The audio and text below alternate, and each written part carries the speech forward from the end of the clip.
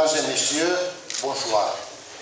C'est avec plaisir que je prends la parole à mon nom personnel et au nom de l'administration communale de la ville d'Ost à l'occasion de l'inauguration du festival qui célèbre la parole et sa valeur. Une célébration qui passe par les conférences d'une série de personnalités du domaine culturel, mais également par le rôle que je veux souligner en les remerciant des représentants des librairies de notre ville qui riaffirment leur vocation d'opérateur culturel.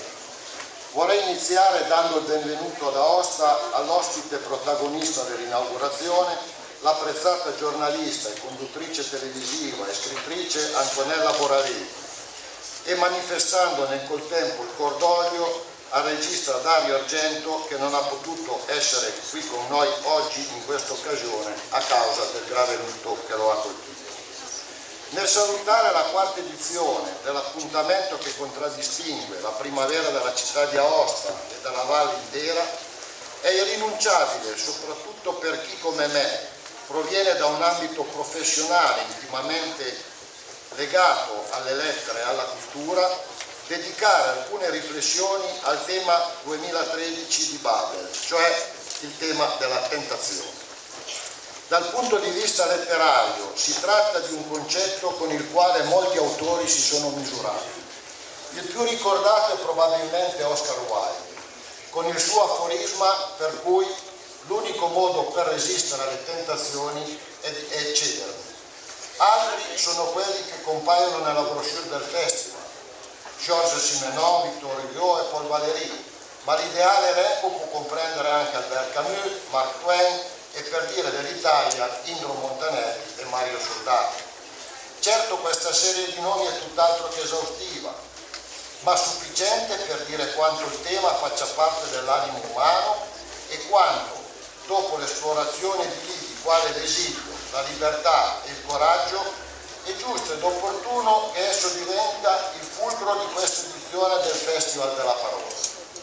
È giusto sia per quello che Babel vuole rappresentare, un'agorà nella quale gettare i semi dai quali possono germogliare i fiori di idee nuove e stimolanti, sia perché nella tentazione sono racchiusi elementi in grado di offrire spunti utili anche a superare il momento non semplice che stiamo vivendo.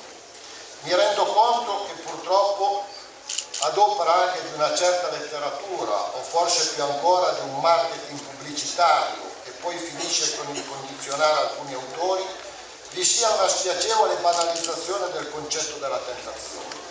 L'accento in questo caso non è su peccati, vizi, trasgressioni o su chissà quale forma di proibito.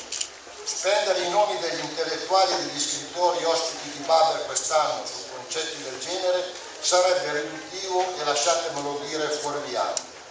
Certo, tutto ciò fa parte della tentazione, anche perché chi non ha l'ardore di percorrere nuove strade non effettua nuove conquiste, ma le coordinate della riflessione che inizia oggi sono diverse. Parliamo infatti della tentazione di viaggiare verso un'idea, verso un cambiamento, verso il fare, perché in fondo le tracce sulle sabbie del tempo non si lasciano rimanendo seduti a guardarsi intorno. Da questo punto di vista la tentazione è qualcosa verso cui essere maggiormente sensibili. Non si può pensare che la crisi sia un film che a un certo punto finirà. Non si può ritenere che da essa si esca quasi come per magia, grazie ad un automatismo economico, grazie a semplici meccanismi di causa ed effetto. Sarebbe meraviglioso, ma purtroppo non è così. Occorrono anzitutto soluzioni, oltretutto di portata tale da non poter prescindere da un'idea, da un livello di elaborazione che in fasi del genere va intensificato.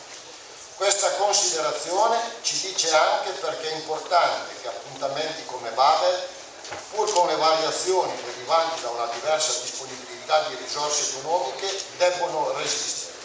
Le fucine di idee, soprattutto quelle di buone idee, sono una delle poche chiavi in grado di aprire le porte del futuro. Buttarle via sarebbe da sprovveduto. Dico tutto ciò consapevole del fatto che la tentazione, in quanto tale, può condurre ad errori o a momenti di crisi. La vita è fatta anche di questi, palco del Festival della Parola ne sentiremo parlare in più di un'occasione. Anche da esperienze del genere si può trarre qualcosa di positivo, se non altro le energie per comprendere gli errori, rialzarsi e ripartire. Infine sarei ipocrita se non dicessi che anche la politica e i suoi protagonisti dovrebbero essere maggiormente inclini a lasciarsi tentare, ovviamente nell'accezione del termine di cui ho detto sinora.